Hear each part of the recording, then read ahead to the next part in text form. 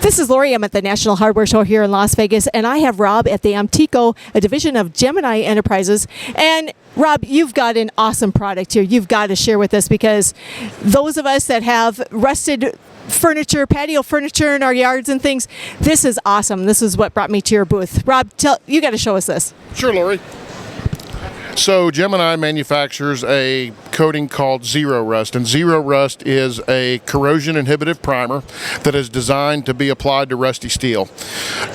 Customers like our product because there is minimal surface preparation required to apply our coating. So this is a 1946 antique rusty bench that I overpaid for to demonstrate the product. So this is before. This is the rust before. You can see the paint's long gone. It's chipping. It's cracking. Where the steel is exposed, it is rusted.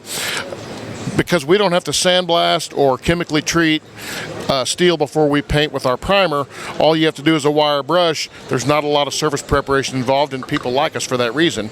You then put on, with an aerosol can or out of a quart or gallon, 2 coats of our product, let it dry, and then you can top coat it with anything, and it literally stops rust forever.